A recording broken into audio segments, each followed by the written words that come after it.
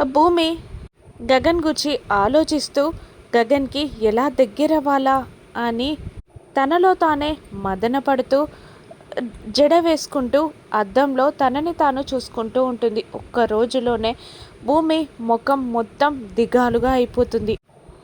అప్పుడే ఊహించకుండా గగన్ వచ్చి భూమి వెనకాల నిలబడతాడు. మిర్రర్లో వెనకాలన్న గగన్ని చూసి ఒక్కసారిగా షాక్ అవుతుంది భూమి. వెనక్కి తిరిగి ఒకేసారి గగన్ కాలర్ పట్టుకొని, ఏంటి బావా, నేను నీకు నమ్మక ద్రోహం చేస్తానా? నాపై ఉన్న నమ్మకం అంతేనా నీకు?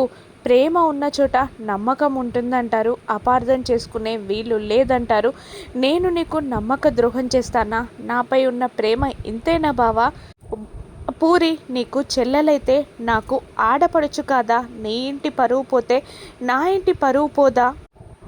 నా ఆడపడుచుకి నా ఇంటికి నేను అవమానాలు తీసుకురావాలి అనుకుంటానా?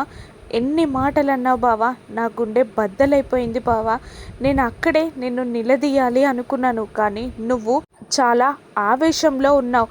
నీ ఆవేశం నేను చూసి భయపడ్డాను. నేను నోరు తెరిచి ఏదైనా మాట్లాడితే నీ ఆవేశం ఇంకా పెరిగిపోతుందని నేను సైలెంట్గా ఉండిపోయాను బావా. చెప్పు బావా, నేను నీకు నమ్మక ద్రోహం చేశానా? పూరి నా ఆడపడుచు కాదా? పూరికి నేను అన్యాయం చేయాలి అనుకున్నానా? నా గురించి నువ్వు అర్థం చేసుకున్నది ఇంతేనా బావా అని వెక్కి వెక్కి ఏడుస్తూ గగన్ రెండు చెంపలని తన చేతులతో వాయగొడుతూ ఉంటుంది. గగన్ ఆ చెంప ఈ చెంప పగలగొడుతూ ఉంటుంది భూమి కొడుతున్నా తిడుతున్నా ఏమీ మాట్లాడకుండా గగన్ సైలెంట్గా అలా నిలబడిపోతాడు. చెప్పు బావా చెప్పు, నన్ను నీ జీవితంలో నుంచి వెళ్ళిపోమన్నావు కదా, నాకు నీకు సంబంధం లేదన్నావు కదా, మళ్ళీ ఎందుకు వచ్చావు బావా? చెప్పు, నేను నీకు నమ్మక ద్రోహం చేశానా? నా మనసు గాయపడేలా చేసావు బావా అని వెక్కి వెక్కి ఏడుస్తూ గగన్ చెంపల మీద గుండెల మీద కొడుతూ ఉంటుంది భూమి. ఒక్కసారిగా భూమి రెండు చేతులని పట్టుకుంటాడు చెర్రీ. భూమి వెనకాల వచ్చి నిలబడింది చెర్రీ, గగన్ కాదు. గగన్ అనుకొని ఊహల్లో ఉన్న భూమి చెర్రీ చెంపలని వాయగుడుతుంది. ఏంటి భూమి ఇలా కొట్టేస్తున్నావు అని చెర్రీ అంటూ ఉండగా, అది బావనుకున్నాను అంటుండగా, నాకు అర్థమైందిలే అని అంటూ తన చెంపలని పట్టుకొని అక్కడి నుండి వెళ్ళిపోతాడు చెర్రీ. అప్పుడే శారద నుండి ఫోన్ వస్తుంది. ఇక ఎలా ఉన్నావు ఓ భూమి అని అడుగుతుండగా, మీరెలా ఉన్నారు అత్తయ్య అంటుంది భూమి. నువ్వు లేకుండా ఎలా ఉంటావమ్మా అని మాట్లాడుతుండగా గగన్ కిందికి దిగి వస్తాడు.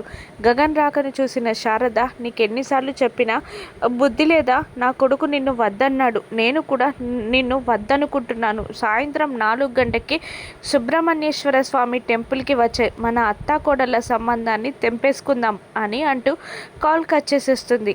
తికమకగా మాట్లాడగా గగన్ వచ్చాడని 4 గంటలకి భూమి అత్తయ్య గుడికి రమ్మంటుందని అర్థం చేసుకుంటుంది. ఏంటమ్మా నీ కోడలేమో అంటుంది అని గగన్ అడుగుతుండగా, నువ్వు తనతో ఉన్న బంధాన్ని తెంచేసుకున్నావు కదా, నేను కూడా తనని గుడికి రమ్మని నా బంధాన్ని తెంచేసుకుంటాను అని అంటూ వెళ్ళిపోతుంది శారద. అప్పుడే వచ్చిన పూరి, ఇప్పుడే నాకు ఇంకోసారి ఫోన్ చేయకొని చెప్పొచ్చు కదా, గుడికి రమ్మనడం ఎందుకు?